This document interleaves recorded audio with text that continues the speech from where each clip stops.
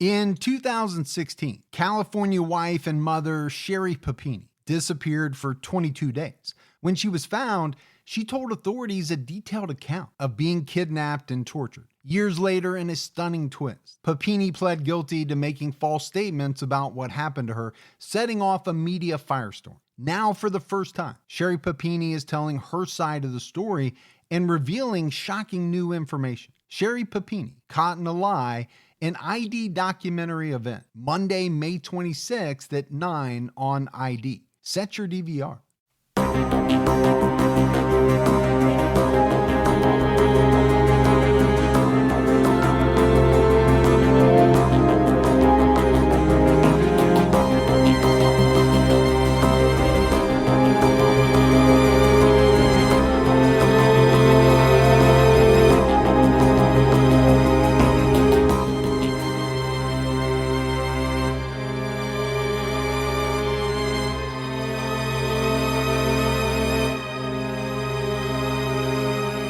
Hello, everyone, and welcome to episode 123 of the True Crime All the Time podcast. I'm Mike Ferguson, and with me, as always, is my partner in true crime, Mike Gibson. Gibby, how are you? I'm good, man. I'm doing good. I'm glad to hear it. I always like it when you're doing good. Yeah. Although, I will say, the majority of the time, you are doing good. I know.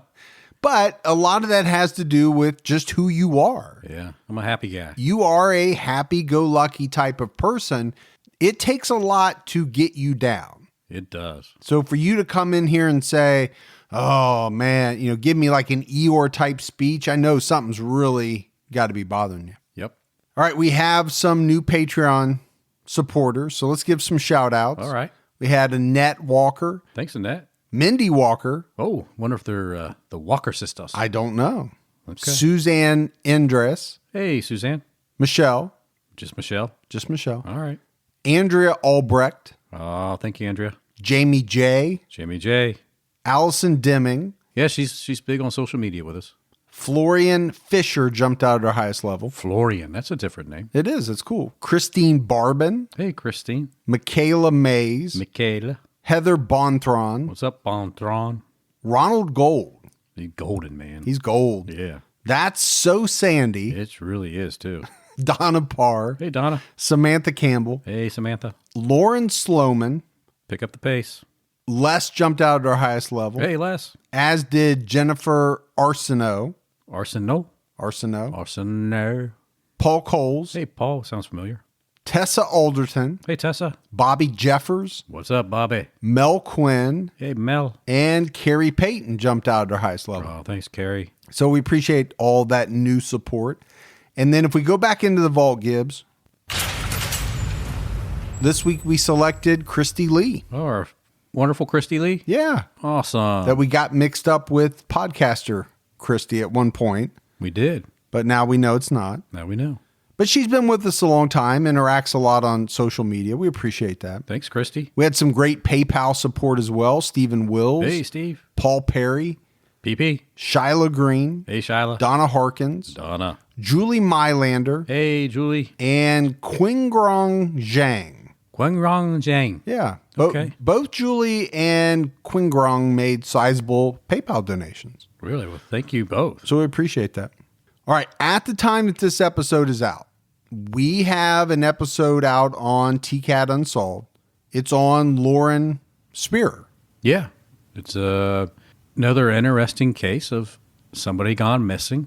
Yeah. Lauren was a student at the University of Indiana in Bloomington, and she went missing one night in 2011. But it's really, I think what fascinates a lot of people with this case is there's some video surveillance footage. But this time, unlike some of the ones we've done recently, it's of Lauren and the people she's with that night. So it's really traceable. Right. She was here, then she went here, and she makes, 4 or so stops in the early morning hours and then disappears. Then it's done. So make sure you check that out. CrimeCon in June if you still need your badge, make sure you use our promo code CRIMEALLTHETIME19. You'll get 10% off your standard badge. So you got your workout jacket on. I'm wearing a Nike shirt. That's a workout. That's workout for you, man. A workout jacket. Well, because you're not in your pajamas like you normally are lately. No, I'm wearing a Nike shirt and some shorts. Yeah. It means you're taking the next step. I'm very comfortable. You always are very comfortable. Sometimes you're too comfortable. Sometimes I am too comfortable. Yeah. All right. Big thanks goes out to Vicky Faraci for her help with the writing and research of this episode. And Gibbs, we're talking about Cesar Francesco Barone. That's a hell of a name. It's Cesar Francesco Barone. I wonder if related to Raymond Barone. What was actually called the series called? Everybody Loves Raymond. Everybody Loves Raymond. Yeah, his last name was Barone. Was it? Yeah. Raymond Barone. I did not know that. Yeah. And I watched every episode of that. That was it. Good old Italian family. Huh. The Barones. Well, I learned something today. But this Barone operated in Oregon in the early 1990s as a serial rapist and a serial killer.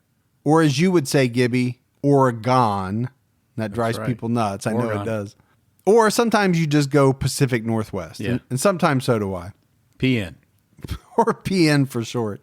But the thing about Barone was he had a very specific victim type. For the most part, he targeted women who were older than he was, sometimes significantly older. He also targeted some of the members of his family. Really strange, to go after your own family. But I understand the older, right? I mean, I can see his logic behind what he's trying to do by going after somebody older, because he probably has the upper hand, clearly, strength-wise. No, I think that's true. Maybe he was trying to go after a more vulnerable victim, I think is where you're coming from at it. But there's also a school of thought that maybe he had a fetish for older women, as some people do. Oh, absolutely people do.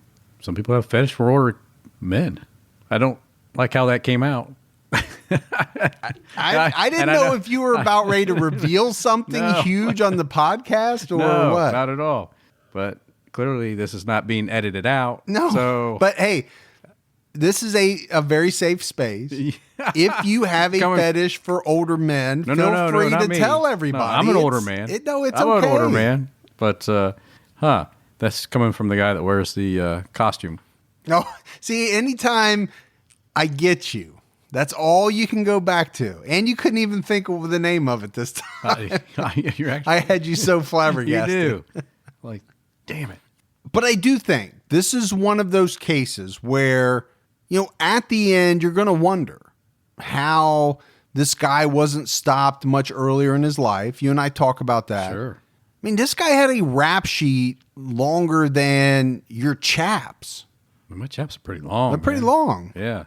I don't know why you wear them. You don't have a motorcycle. Yeah. You don't ride horses. I'm not really sure what the chaps represent, but just feel good. They just make you feel like a man, or yeah, it brings out the Rex West in me. Okay. He's like, "How you doing, man?" But the thing about Barone is he wasn't born with that name. He was born Adolph James Rode on December 4th, 1960 in Fort Lauderdale, Florida. He was the youngest of 3 kids, had an older brother and an older sister, and they grew up in a relatively happy, loving 2-parent home for a while. But it was around the age of 3, 4 that his mother had an affair with another man, maybe a much older man. We don't know. Could have been. But the one thing we do know is she abruptly left the family, and his parents divorced the following year. So, by the time he was 4 or 5 years old, his parents were divorced. This happy, loving 2-parent home was no more. Adolph's father was a carpenter who struggled with work on and off. He was also caring for 3 kids on his own because the mom, not only did they get divorced, but she up and left with this other guy. Right. She didn't want to have anything to do with the kids. She's like, I'm out. Which in a sense, I think can be scarring as well. right, to a young child. To have your mother abandon you like that. Having either of your parents abandon you, but yeah, your mom for sure. That would be really tough. But Adolph's father wouldn't be by himself for long. He met a woman named Brenda, and they married in 1967. So by this time, I'm going to call him Jimmy, because this is going to be somewhat confusing, right? At a certain point, he's going to change his name to Barone, but right now his name is Jimmy Rode. That's what I'm going to call him. And Brenda ended up having a pretty good relationship with the two older kids. So Jimmy's older brother and sister, but Jimmy was rough. He was tough to keep in line. She had major concerns about him as a child, and she expressed those to Jimmy's father. She didn't think that he was developing as the other kids his age were. Yeah. She didn't like the fact that he displayed a lot of lack of respect to his father. And I do think from all the research that his father tried the best he could, right, to be a good dad. He said that he was going to get some help for Jimmy, but he never followed through with it. That happens a lot with many people. It does. Busy working, and then by the time you get home, you can't get a hold of anybody because it's after hours. Well, I think that's one thing. I think the other thing is, for some people, they just don't really want to believe that their child needs some type of help. They may recognize it, but deep down, I think there are some people that think, you know what, it's not my child. Yeah. Or he'll grow out of it. Right, or something like that. He just needs a new PlayStation. He'll be okay. So some years go by. Jimmy's father gets a promotion. He's making more money, and the family moves to an upper class neighborhood. They even had their own swimming pool. Man, sweet. Things seem to be going pretty well. They spent a lot of time at Brenda's mom's ranch where the kids could ride, horses and do all kinds of things. That's where I wear my chaps. At Brenda's mom's ranch? Just a ranch. Oh, at a ranch. So I do think life was pretty good, even given the divorce and his mom leaving, for Jimmy. That was up until he started attending school. This is when his bad behavior really started to come out. Teachers were calling home all the time. They kicked him out of kindergarten for stealing other kids' toys. He was such a troublemaker, they couldn't control him. As a kindergartner. Pretty tough, man. To get kicked out of kindergarten? Yeah. Yeah. I mean, I had that conversation with the teacher, and I was like, hey, do you really want me here both times of the day? And she's like, yes, right. Just go ahead and go home. It's okay. I mean, that you're starting off your rap sheet pretty damn early when your first entry is kicked out of kindergarten. Yeah. So then he started first grade. His behavior was even worse. Now, they didn't kick him out of first grade, but apparently they banned him from the lunchroom. He was such a disruptive behavior in the lunchroom, he wasn't allowed to eat with the other kids. And as the years went by, all through his childhood, reports of him threatening other kids, sometimes threatening them with knives, smoking, taking lit cigarettes and threatening to put them out in other kids' eyes. This is a bad seed. It's a really bad seed, man, especially elementary school and stuff. Yeah, I mean, these all happen while he's relatively young. And again, you have his stepmother who's trying to help out, but she can't discipline this kid, right? No matter what she tries to do, it doesn't work. His dad tries to spend more time with him, play sports, do things with him, but nothing seemed to change his behavior. So there was this one really strange report that went to some early examples of animal cruelty. And the report was that Jimmy found a sick monkey and he nursed it back to health. I don't know what kind of monkey it is. I don't know where he found a sick monkey. Just pretend it's a spider monkey. Maybe it's a spider monkey. Yeah. But after he got it healthy, the report is that he would snatch up neighborhood cats and he would set the monkey loose on these cats. That's some pretty serious animal cruelty. Yeah, it is. Then you get into his early teen years. He started doing drugs. And we're not just talking about pot. He did smoke pot. Yeah, but that LSD and cocaine, man. Yeah, you're ratcheting it up a little bit with those. A little bit. He started shoplifting. He started burglarizing houses. But I think the big thing and the most telling thing for what's going to happen later is he started harassing his elderly neighbors for money. Give me your money, Grandma. Yeah, I think, I don't know if that's exactly the wording that he used, but he was harassing them. He was intimidating them. But again, I think the key for me is he was picking on, for the most part, elderly women. This is going to be something that we're going to see over and over again. Well, he had mommy issues because his mom abandoned him. I'd say it's probably safe to say he did. Yeah. And if he didn't like his stepmother, then he probably seen every older woman just like he saw her. Well, that's a good point. I don't know. That could be it. Now, the one thing we do know is at a certain point, his stepmother had enough. Jimmy was essentially the reason for every argument in the house between her and Jimmy's dad. At a certain point, she just said, you know what? I can't do this anymore. And the couple separated. But I think this is what Jimmy wanted. He wanted to drive a wedge between his stepmother and his dad. For one thing, Gibbs, she was the one that was kind of keeping tabs on him. Well, sure. Monitoring his behavior. I don't think his dad was doing that as much. But she was letting the dad know. Yeah, I think she was monitoring all these things that he was doing, and she would tell his dad.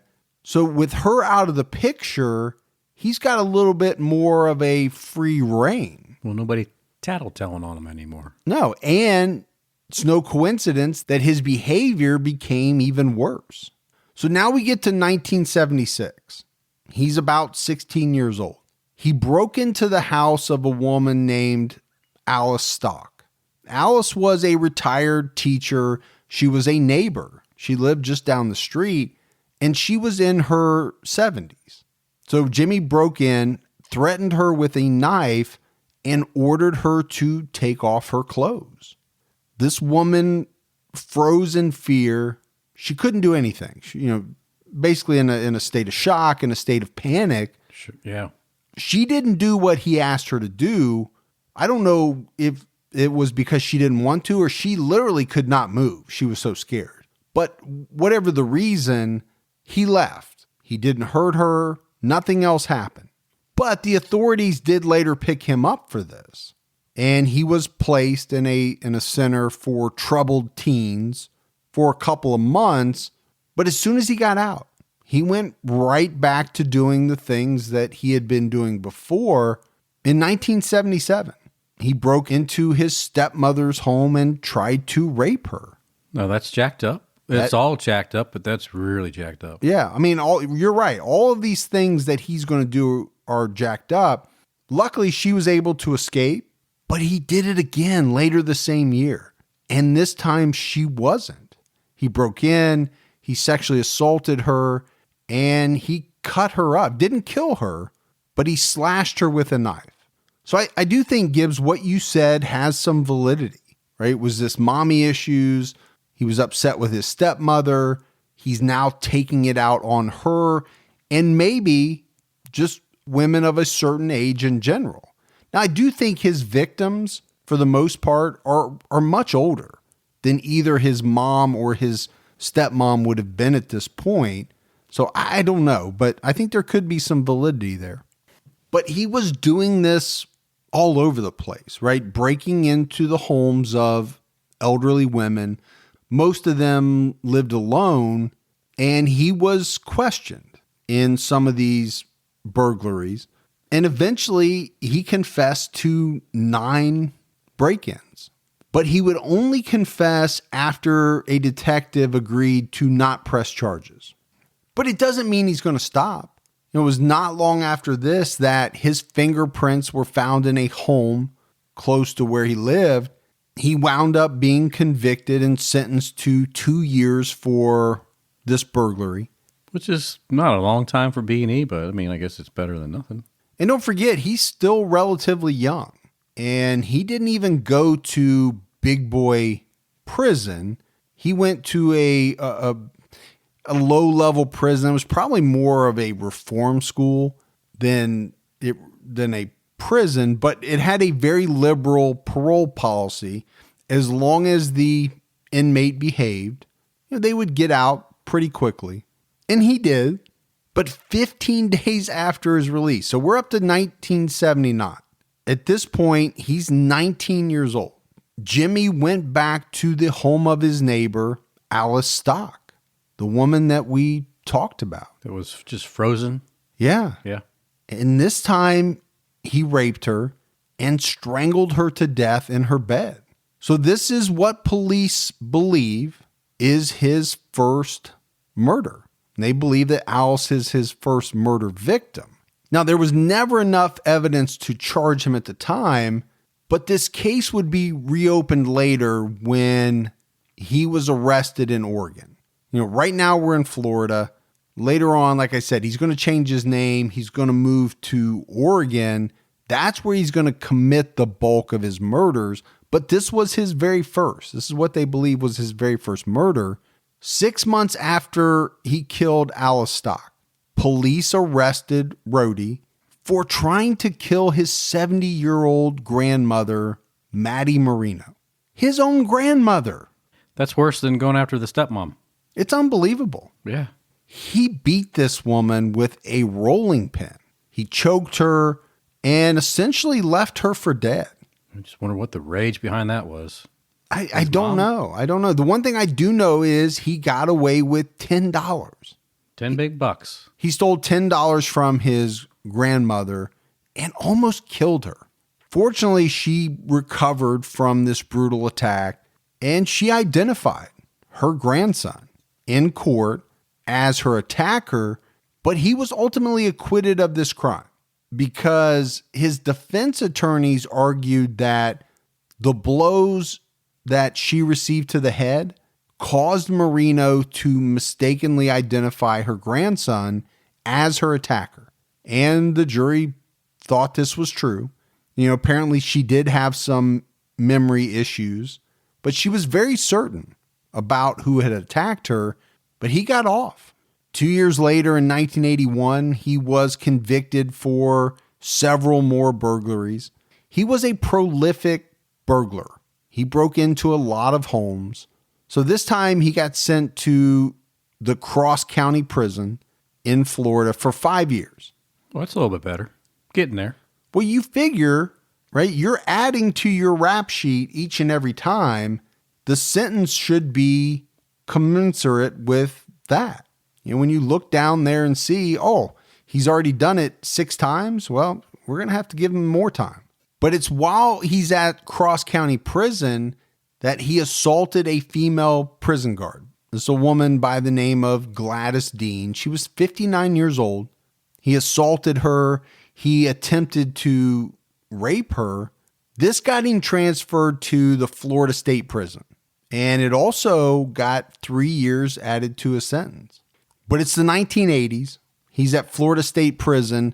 Who else, Gibbs, would be at Florida State Prison, you think, in the 1980s? Well, around that time frame, could be a few people. But let's go ahead and go with Ted Bundy. Ted Bundy wins the square. Ding, ding, ding. Remember that show? Yeah. Was that Hollywood Squares? Yeah. With the, what's that guy always is on there laughing? There was a bunch of people back in the day that were kind of regulars. Mm-hmm. Paul Lynde. Paul Lynde, that's what I'm thinking of. Is that who you're thinking of? Yeah. Had that funny voice. Yeah, that was a ways back. But yeah, he's in there with Ted Bundy. And he's not just in the same prison with Ted Bundy. He actually meets Ted Bundy, would later brag about, his talks with him, his correspondence with Bundy. Rode was housed next to Bundy 2 different times. One stretch was about 2 months, and later on for about 12 days. And I think he may have learned a few things from Bundy. But he never admitted to the attack on the female guard. He claimed that another inmate was the attacker, but he took the rap, Gibbs, because he wasn't a rat.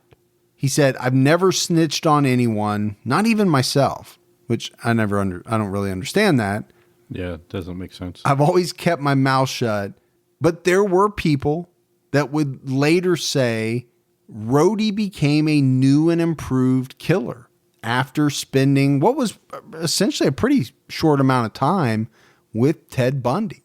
The other thing that happened during one of these times with Bundy was that it was reported that Bundy gave Rode a singles newspaper from Washington State.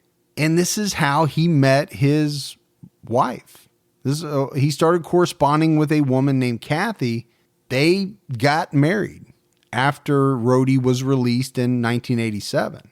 So, if that all is true, that is a hell of a story. Yeah, it really is. You're going to tell your kids, "Hey, how'd you meet?" "Well, Ted Bundy had this singles newspaper. Yeah. And I wrote to this woman and we hit it off." And the rest of it's history. history. Oh, I didn't know if you were searching for a word there. Well, or you wanted me to jump in, or Ted Bundy, matchmaker extraordinaire. extraordinaire. All right, Gibbs, let's take a quick break to talk about our sponsors. Hey, can listening make you a better parent, better leader, maybe even a better person? Listening can do a lot. It can inspire you to start something new. There's never been a better time to start listening on Audible. With Audible, you get access to an unbeatable selection of audiobooks, including bestsellers, motivation, mystery, thrillers, and our favorite, true crime. They have the largest selection of audiobooks on the planet. And now they have Audible Originals, which has boosted that selection even more.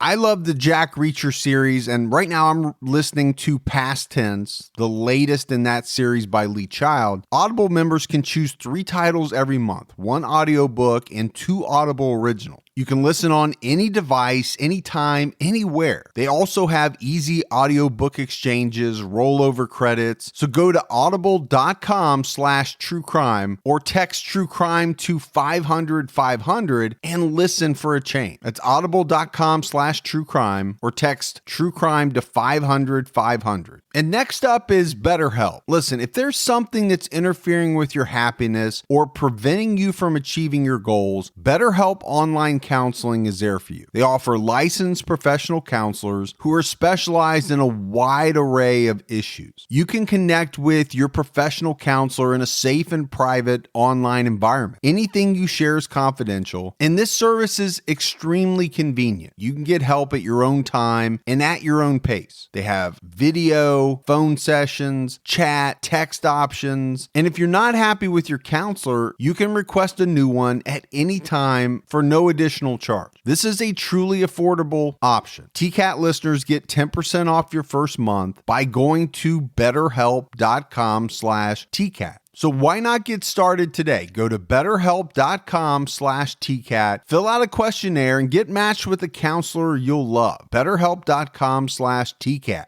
So the couple, they decide to move to the Pacific Northwest. Let's go on to Oregon. And they settled in Hillsboro, Oregon. They had a son. But I think the key here is that, as he's put it, Rode needed a fresh start. He needed to leave everything behind and just start off fresh. And normally I would say that would probably be a good thing. If you're going to turn your life around, sure. Part of his fresh start included keeping his past transgressions hidden.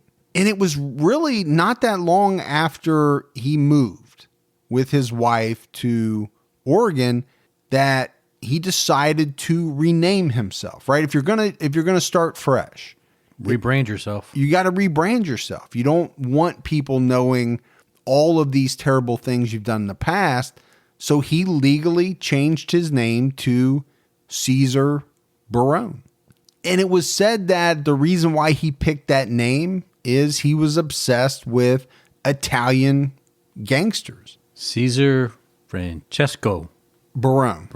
So you don't get a whole lot more Italian probably than that. I mean, our foodies can let us know, but if you had to reinvent yourself and have a new name, what would it be? If I had to come up with a new name, it would be something less ubiquitous than Mike. Because everybody's named Mike, it seems like. Seems like there's a lot of Mikes out there. I would go with something strange.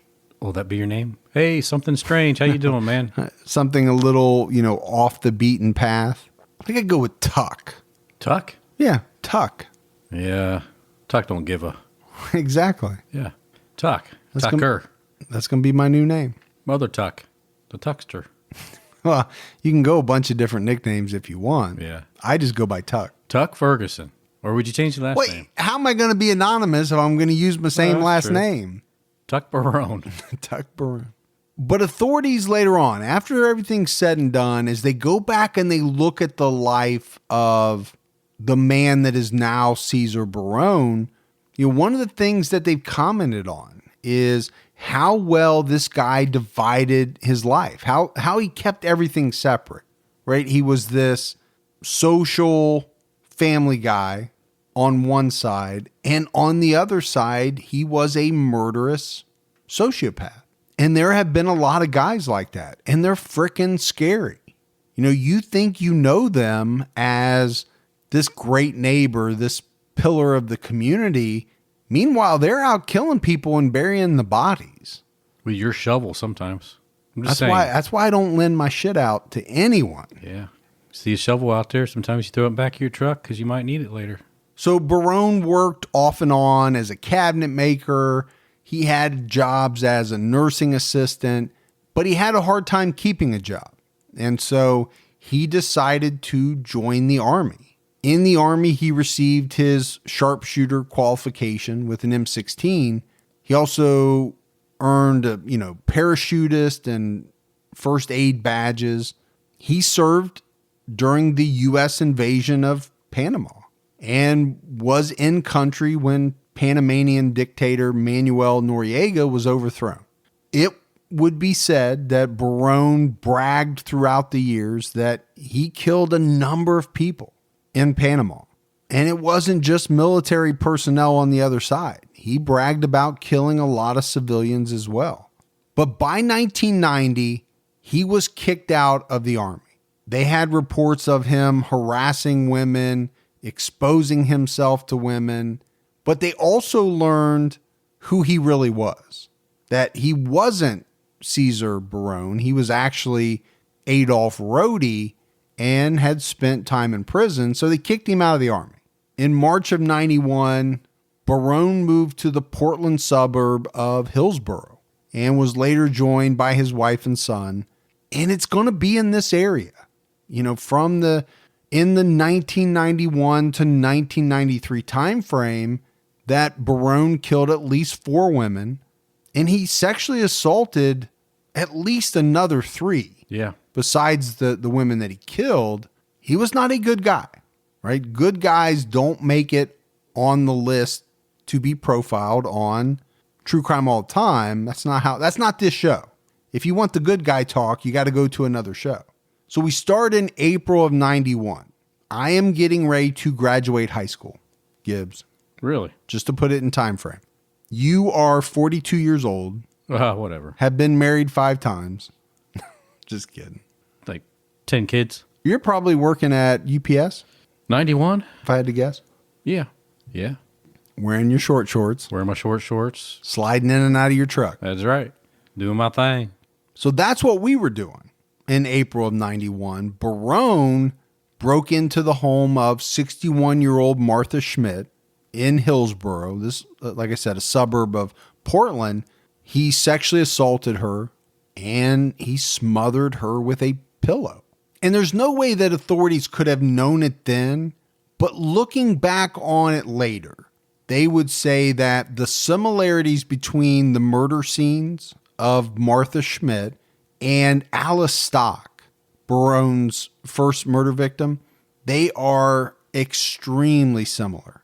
Then in October of 92, Barone killed Martha Bryant. Martha Bryant was a 41-year-old midwife. She was on her way home from Tuolity Hospital in the early morning hours. She had just helped deliver a baby. She's driving along. Barone drove up alongside her. She's driving her VW Bug, and he fired 10 shots into her car, forced her off the road. Martha was hit in the back. He got her out of the car, dragged her, put her in the back seat of his vehicle, and he attempted to rape her. But according to some of the court documents, the thought is that he realized the severity of her injuries and gave up on the attempted rape. She was hurt very badly. So what he did was he fatally shot her in the head with a .22 caliber pistol. Wow. Then he dumped her body in the middle of the road, about a half a mile away. Just right there in the middle. Just in the middle of the road. Didn't try to hide the body. The other thing is, he essentially left her in the middle of the road, kind of like splayed out with her pants down around her ankles. It's not a good position to be found in. No, I mean, obviously he has killed this woman, and that's the worst thing that you can do, but he takes it a step further and essentially humiliates her with this act, I think, as well. Yeah, he's definitely a sick individual. Yeah, there's no doubt about that. Just 3 months later, December of that same year, he broke into a nursing home. And this was a nursing home where he at one time had worked, and he fondled a 72-year-old multiple sclerosis patient. I really hate how he preys on, the elderly and now somebody that has some other issues going on. It's just, how low of an individual are you to have to be able to do something like that? Well, I think as we go through his victims, is there any doubt that he has some type of fetish? I don't know what other word to use. He has a fetish for older women. Yeah. Older than himself. These women are over twice his age. And like you said, this woman has multiple sclerosis, and he's just taking advantage of her. And just a week later, 23-year-old Shante Woodman accepted a ride from Barone. He was actually with another man named Leonard Darcell. They're in downtown Portland, and both of these men beat this young girl, sexually assaulted her, and then dumped her body along Highway 26. Then they began to drive away. But as they did, they looked back, Gibbs, and they noticed that Shanti was alive. She was moving around, and they couldn't have that. So they turned the car around, went back to her. Barone got out and beat her with the butt of his pistol. And then he shot her in the head. And then he wasn't done, right? He's going like, well, just in case, let's toss you over the guardrail. Which is, to me, somewhat strange. Why is he worried about hiding this victim's body when he has no problem just leaving other victims out in the middle of the road? There had to have been a reason in his mind. I just have no idea what it was. But a highway worker found the 23-year-old later that same day. And this attack, this murder, it's very different, right? On a couple of different levels. He's with someone else. And it just so happens that the victim is much younger.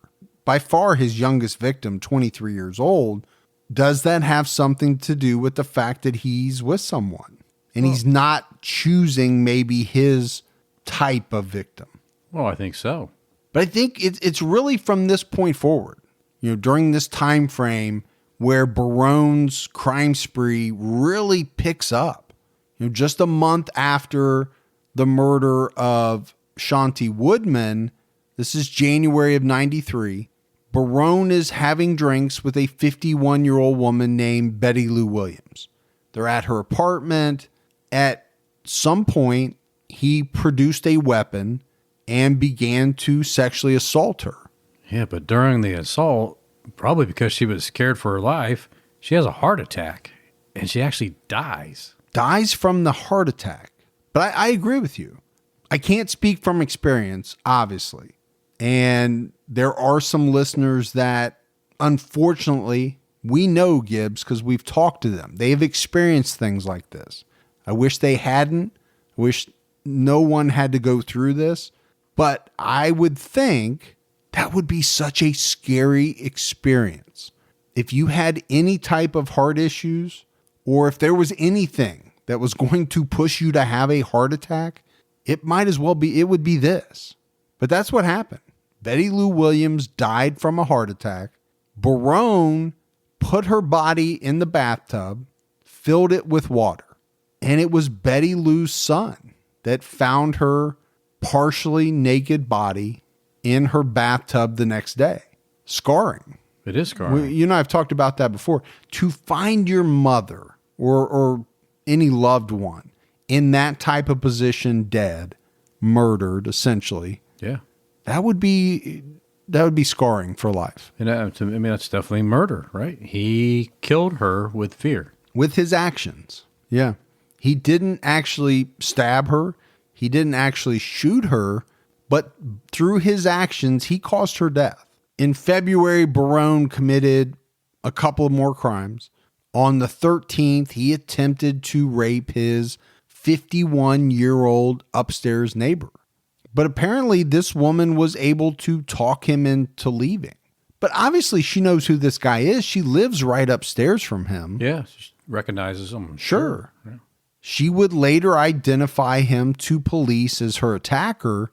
And then on the 24th of February, he attempted a sexual attack on an 82-year-old woman.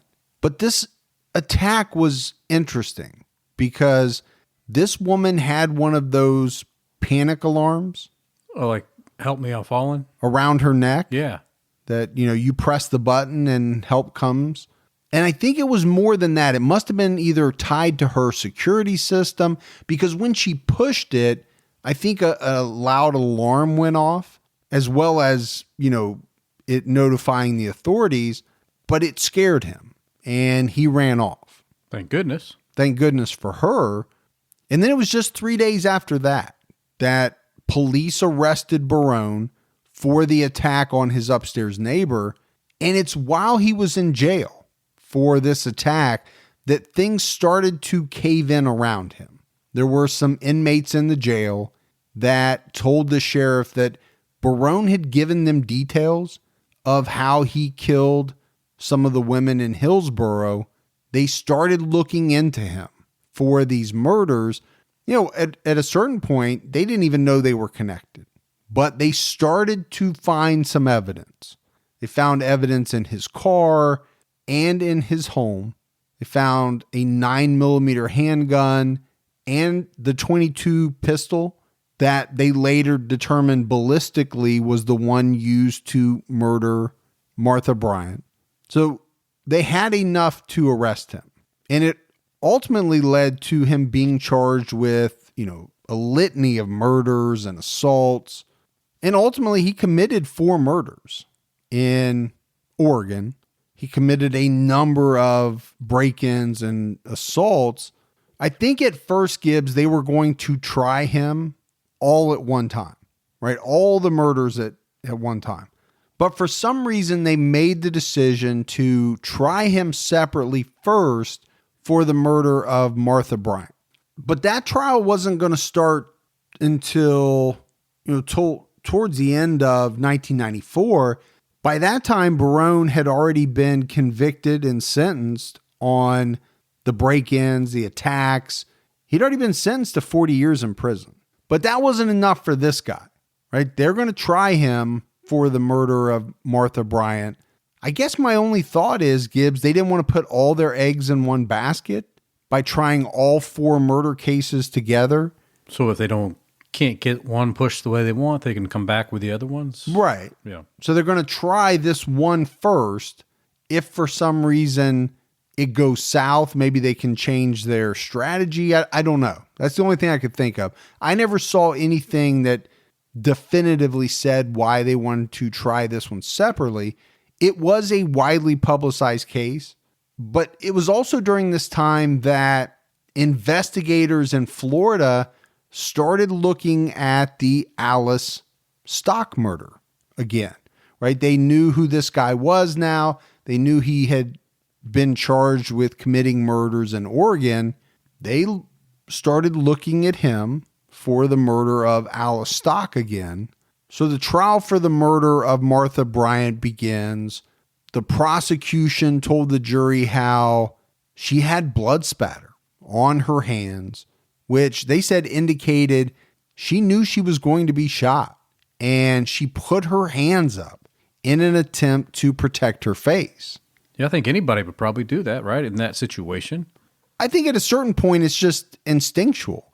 You're trying to protect yourself. You don't think about, okay, my hands are not going to stop a bullet. You just put your hands up in front of your face. The prosecution had witnesses who said they heard the gunshots around 3 a.m. Remember, we talked about this was early morning. She was on her way back from delivering a baby at the hospital. Some of these witnesses even said they saw the killer drive away in his car. And they gave a description of the car, and it matched Barone's car that he had at the time. It just so happens that he had sold the car about a month after the murder. Seems pretty convenient. But police were able to track the car down, and they found bloodstains in the back seat.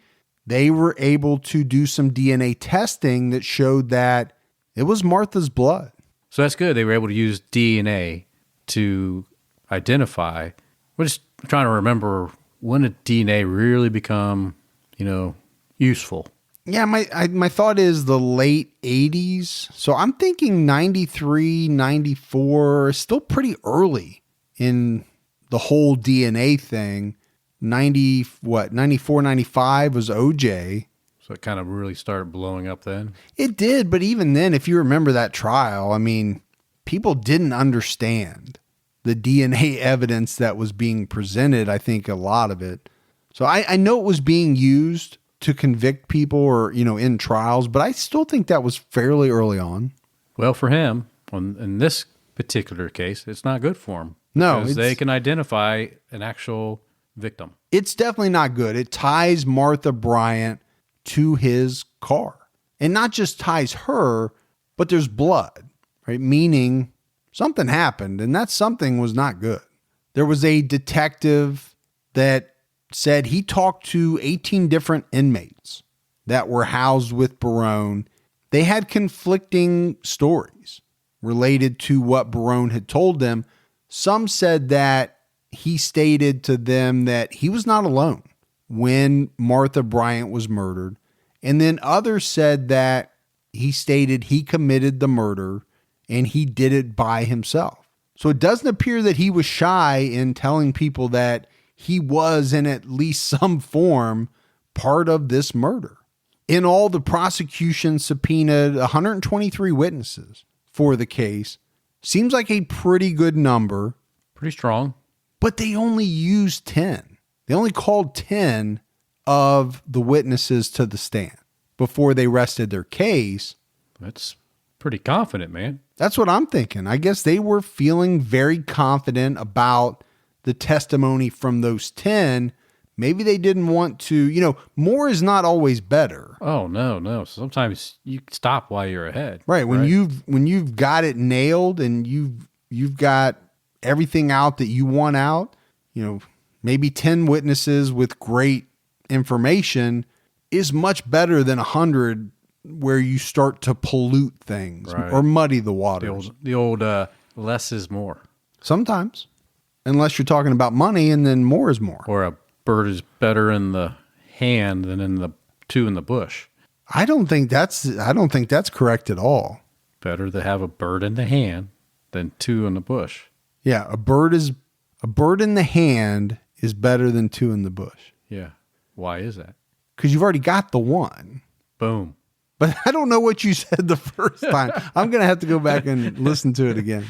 Let it ride. The second time, I think you essentially got it. Yeah.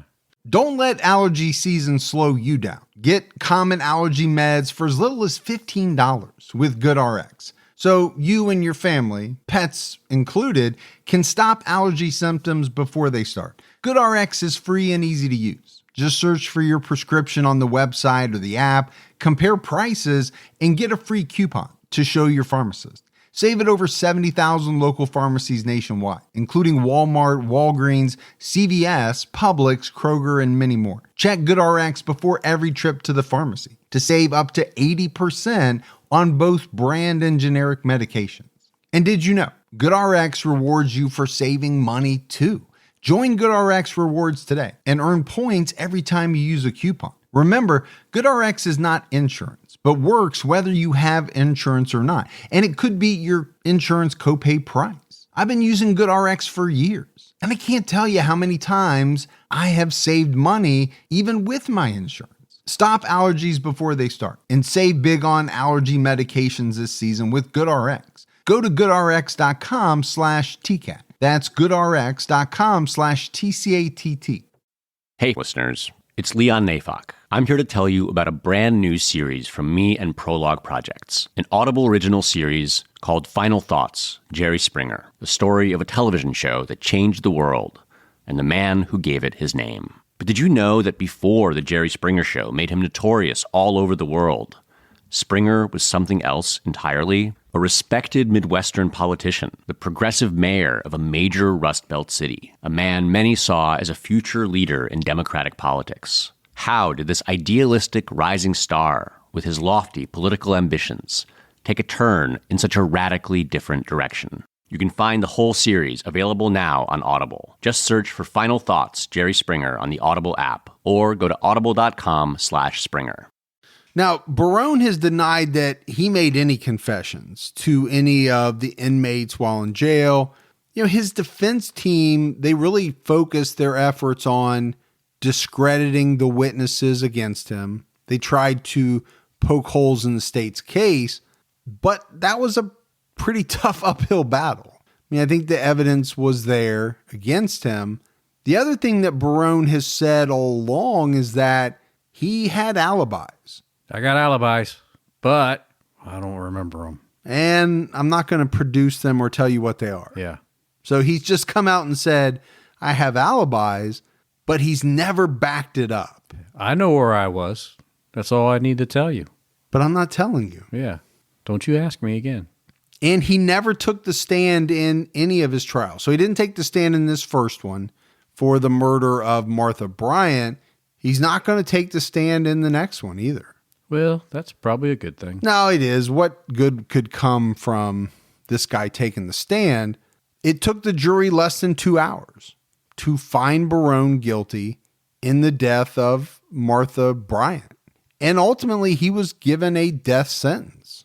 In handing out the sentence, the judge referred to his crimes as despicable abomination after despicable abomination. DA after DA. Just one right after the other. Yeah. Well, but he was right. No, he's right. What this guy did was despicable. Then you get to 95. Towards the end of 95, his second trial started. And this was one trial that combined the murders of Margaret Schmidt, Shanti Woodman, and Betty Lou Williams. Again, we're not going to go into the details. Suffice to say, the prosecution had a lot of ammunition. Yeah. Because it took the jury less than an hour. Well, you know that's not good for the defense. To come back with a guilty verdict. And he received death sentences in the murders of Woodman and Schmidt. He was convicted of murder for causing the death of Betty Lou Williams, and he was sentenced to another 89 years. 89. Such an odd number. It is. But he already had 3 death sentences. No, I just meant 89. It's an odd number. It is an odd number. But the weird thing about this trial, and probably the reason why it took the jury less than an hour to make their decision, was Barone refused to let his attorneys really do anything. He wouldn't let them call any witnesses. He wouldn't even let them deliver a closing argument or rail against the death penalty. And I guess at one point the judge asked Barone if he was sure that's the way he wanted things to go. He wouldn't answer. So his attorney said, this is his trial. This is his life. He doesn't want any closing argument made and I'm going to abide by his wishes. So do you just think they were trying to spare him from the death penalty? Yeah, I think at that point, they knew they weren't going to get him acquitted of these 3 murders. There was too much evidence. I agree with you. I think what his attorneys were trying to do was spare him the death penalty. Now, he already had one. Yeah. But, I mean, I think because the attorneys knew and would say that, their client was a psychopathic killer. Normally not good when your attorney comes out and says, yeah, my client's a psychopathic killer. But in saying that, I think what they were trying to do was admit right off the bat, yeah, this guy's a killer, but you should spare his life. And the reason why they gave for that was they wanted experts to be able to study his brain. Yeah. That's the reason they gave. Isn't that weird to me? I mean, I know science wants to study my brain eventually. Well, if I was a scientist that studied brains, I don't know what the name of that is because I'm not smart enough. Brainology. A brainologist. Yeah. If I was one of those people, I would want to make my whole career about dissecting and studying the brains of serial killers. And? You. Thank you. And Gibby's. Serial killer and Gibby's. I could be the final chapter of volume 20. You theoretically could unlock the secrets of all the mysteries.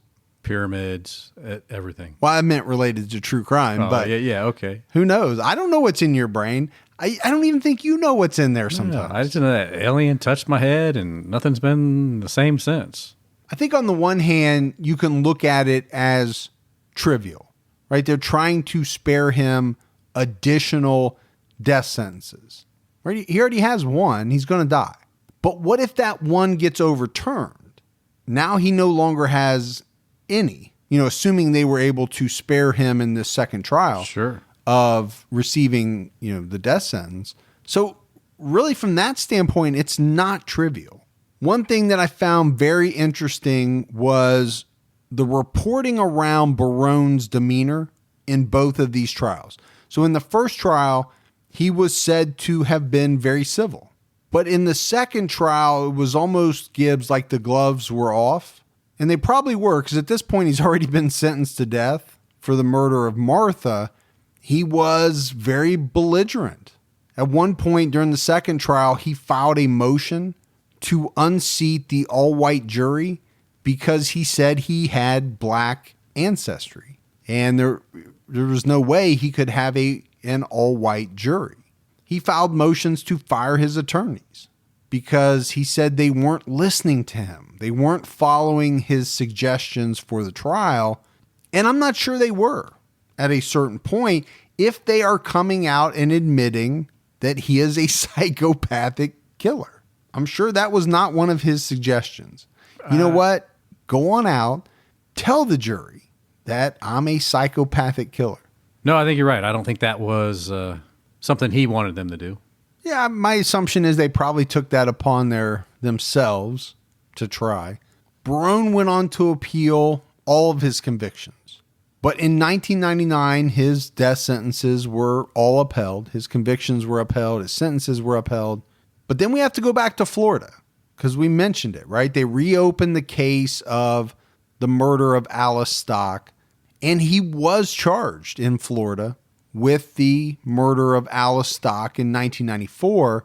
But Florida officials dropped the charges in 2000. Well, it's a pretty old case for one. Yeah, I think that's one of the things that they talked about when they dropped it was, pretty difficult to prosecute a 20-year-old case that really had very little evidence to start with. Yes. Now, 20 years later, this is kind of the West Memphis 3 argument, if you remember from that case, right, of why the state agreed to the Alford plea as opposed to going forward with a new trial. One of the reasons they gave was there's just too many years that have gone by. Witnesses have died. Witnesses have changed their story.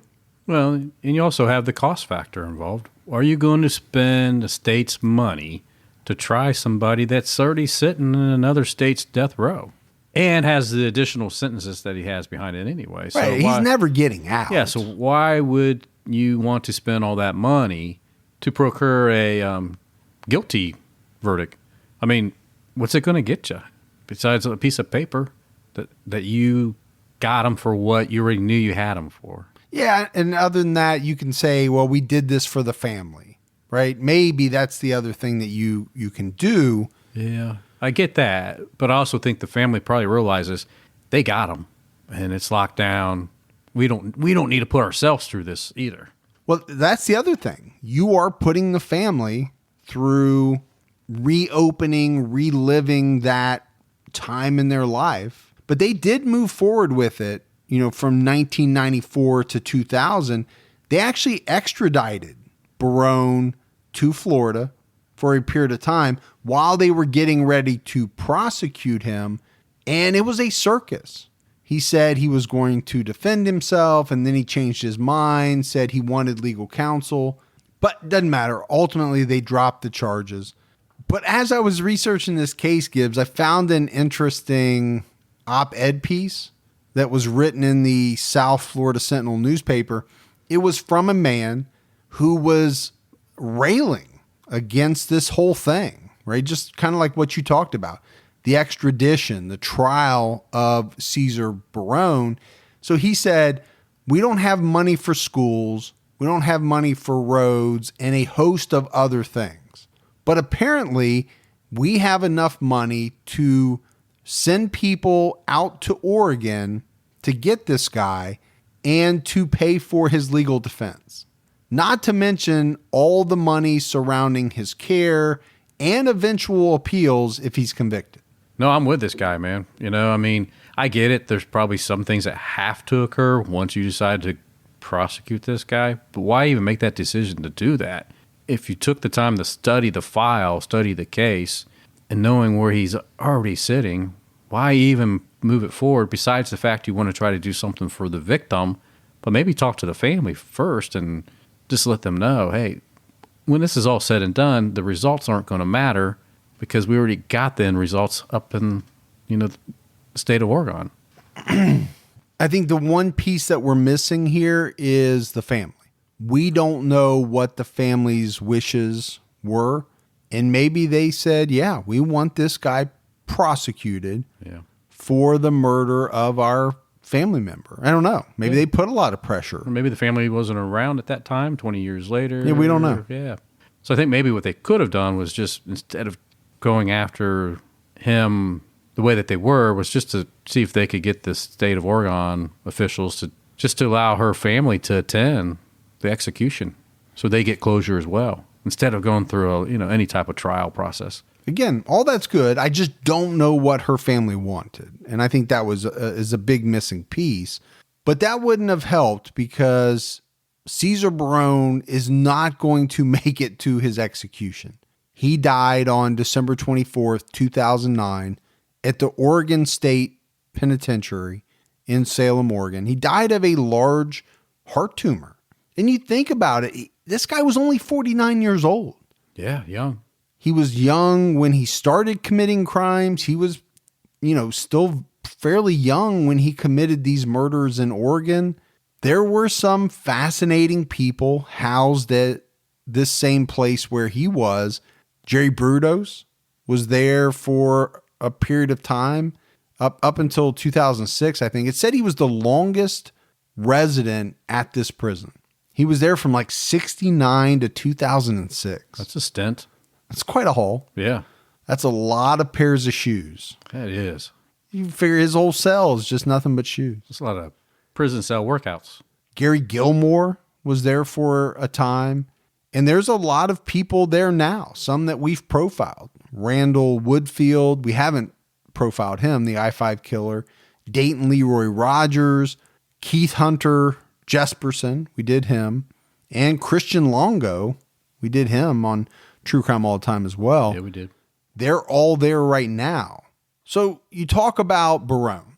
This is a man convicted of a number of murders, but police suspect that he's responsible for many more. in some of the states he killed in and in other states, maybe Washington, states around Oregon, around Florida, because we know he killed there, and they think he probably killed more. But Oregon, Washington, Florida, those for sure were places that he was known to be. And there are many unsolved murders that police like him for. They can't prove that it was him, but they like him for. I think it looks pretty good. Yeah, I think you have women of a certain age killed in a certain manner. There's probably a host of murders like that they're going to say, hey, that looks awfully similar to how Cesar Barone operated. Yeah. Well, maybe if he didn't die of a heart issue, maybe he would have came clean on a few of them as he got older. Yeah, he never did, right? He never admitted to any more before his death. And now we may never know unless there's some DNA or there's something like that can tie him to some unsolved murders. I do think police were hopeful that while he was in prison, he would admit to more of his crimes. But apparently, Barone told a paper, tell them not to hold their breath. I have no intention whatsoever of spending my life in prison and dying in prison. So I think at the point that he made that statement, he was hoping to get out. Sure. But we know he didn't. No. And it just so happens that he did both of those things. He spent the rest of his life in prison and he died in prison. He did. But that's it. That's the case of Cesar Barone. We got some voicemails, Gibbs. Let's do those. Let's hear them. Hey, Mike and Gibby, it's Nicole calling from Ontario, Canada. I just wanted to drop you a line and say, love your podcast. I'm fairly new to listening to them. I have a part-time job and a commute every day. On top of that, to my full-time job. So when the radio broke in my car and I was too cheap to fix it, I decided to start listening to podcasts on my phone. I do have to say, though, I do blame you guys for being paranoid and afraid all the time when I'm getting out of my vehicle or in parking garages. But anyways, you guys make me laugh. You make my days go by a lot more quickly. Keep it all up. Keep up the good work, guys. Keep your own time ticking. And much love from Canada. Bye. Hey, take off, eh? Yeah, Ontario. So she called it paranoid and afraid. We call it being prepared and keeping your head on a swivel. That's right. Always knowing. It's just a difference in words. Come on, Nicole. But we do hear that a lot from people that say they are more cognizant, I'll use that word, of what's going on around them. Yeah. Whether it's, parking in a parking lot, where you park, what you're looking for when you get out of the car. I think those are all good things. Those are things that I teach my 18-year-old daughter. We talk about all the time. If you're going to be out at night, not to mention the fact that she now has the True Crime All the Time whistle yeah, on her key ring. That's important. Which a lot of people have ordered. It's really cool. I also like, Nicole's a lot like me. She's a little frugal. Sure. It's not fixed to radio when I have a good working phone here that I can just turn my volume up a little bit or put some headphones in. Just listen to it on that. Yeah. I like when you call yourself frugal. I am. Hey guys, this is Curran. I'm just giving you a call to let you know that I love the show, listen to it quite often when I'm working at night, and I've really enjoyed the West Memphis 3 shows because I happen to like that case very much. Either way, had a suggestion for you. There's a name for the case, and I can't remember the name, but it happened in the town I grew up in. There's a 48-hour special about it. I think it's called The Boy Next Door. It's the murder of Trisha Picasio, and it ended up including Ashton Kutcher in the story later on. So you should look into that one and cover that case because it's never been officially solved as far as the Illinois connection, but the California connection was definitely solved. Anyways, hope you keep going and keep the show coming. I really enjoy it. Thanks again, and we'll see you around.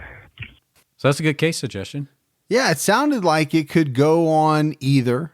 Probably would do it on unsolved because there's a portion of it that sounds like it's unsolved. Yeah.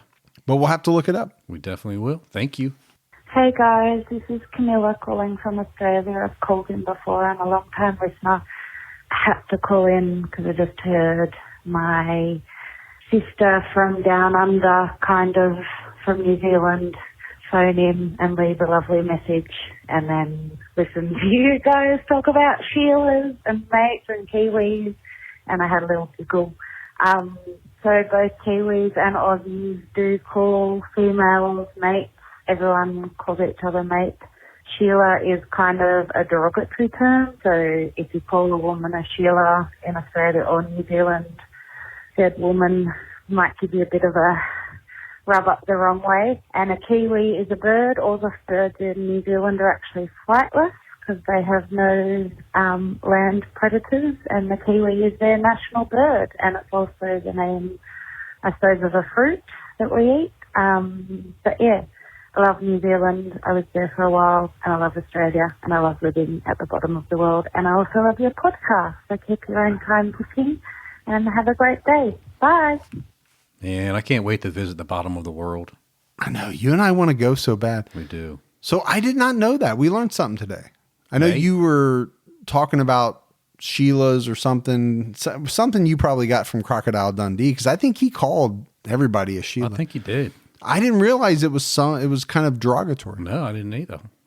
Doesn't mean you'll stop using it, but now that you know, you might want to rethink it. Might. Kiwi. I wondered what kiwi was. I knew it was a good fruit and all, but I didn't know what kiwi meant as far as New Zealanders. But now you know. And a lot of people have told us that it's the national. I knew it was a bird. I didn't realize it was the national bird. Yeah, but I didn't know why they called themselves kiwi. So they were sending pictures of birds. I was like, okay, so it's a bird. I knew why.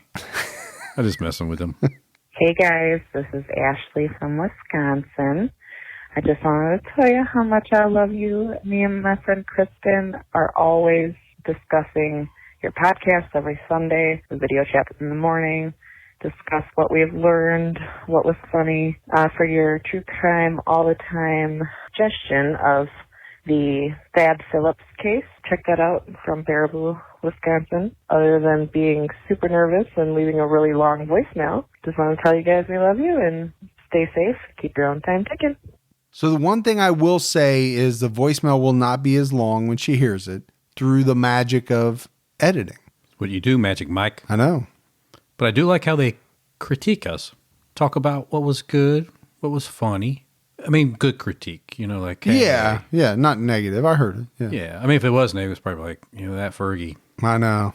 There he goes saying he just that talks again. and talks. He just talks. He won't let Gibby talk at all. Gibby tries to break in every time. I'm like, you can hear Gibby going... I'm sure people can hear that. Like, you're just ready to pounce. I'm just ready to give you, like, explosive information. Oh, my gosh. We had mailbag. Oh, that's cool.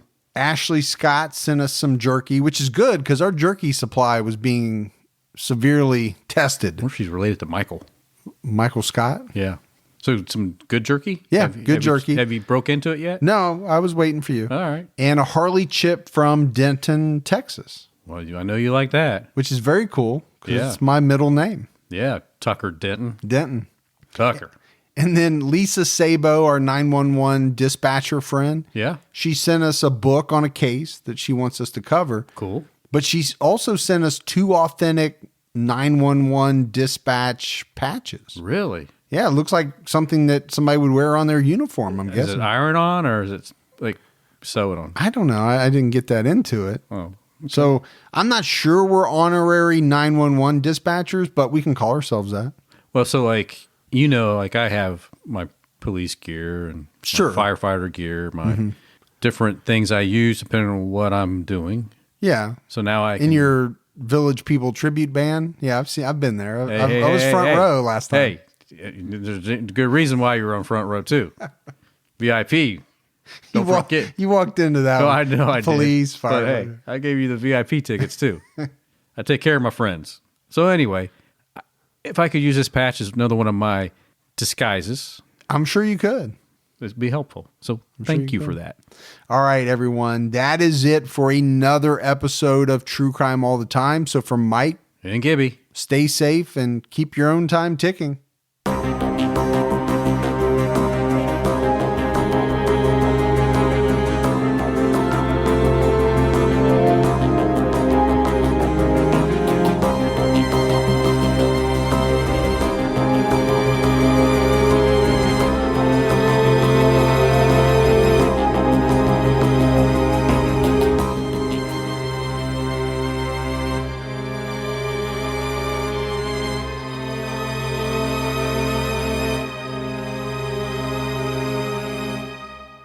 So 911 patch is cool. I'm thinking we could do like 911 Reno, which was a great show. Remember that? Yeah, it was called Reno 911, but I did like it. Oh, well, however you want it. But we should be doing like it was a good show. We should do a show like that with our patches on. Okay. That's what I'm thinking. You sit around in your tidy whities. Mm-hmm. I remember on that show that guy would wear his tidy whities a lot. No, he didn't. He just wore really tight uniform shorts. It looked like tidy whities to me, man. No, he wasn't walking around. You could be that guy. That could be Why you. do I have to be the guy that walks around in his tidy whities? You wear shit like that all the time. I do not. You have never once in your entire life seen me walking around in my underwear. First of all, I don't wear tidy whities. Because you don't walk around, you sit around. I don't wear tidy whities for one thing. And I don't even want to remember what happened at CrimeCon that one night I had to share a bed with you. I don't even want to. I saw you come out with a robe on. Then I saw you like undo the robe, and then I turned away. You did not see that. That's crazy. Oh shit, Gibbs! I forgot to hit the button. Oh, well, leave it in there. I'll just leave it in. This is what they need to hear. All right. At the turn of the 20th century, rapid industrialization, urbanization, and political corruption were ravaging America. But soon, President Theodore Roosevelt and a diverse group of reformers known as progressives would fight back. Hi, I'm Lindsey Graham, the host of Wondery's podcast, American History Tellers. We take you to the events, times, and people that shaped America and Americans, our values, our struggles, and our dreams. In our latest series, we explore the Progressive Era, which came to be defined by Teddy Roosevelt and others who believed in a strong, active government that worked on behalf of all Americans rather than the privileged few. As the United States entered the 20th century, these progressives hoped to steer the nation in a bold new direction, to launch an era of reform to restore power to the people. Follow American History Tellers on the Wondery app or wherever you get your podcasts. Experience all episodes ad-free and be the first to binge the newest season only on Wondery Plus. Join Wondery Plus in the Wondery app, Apple Podcasts, or Spotify. Start your free trial today.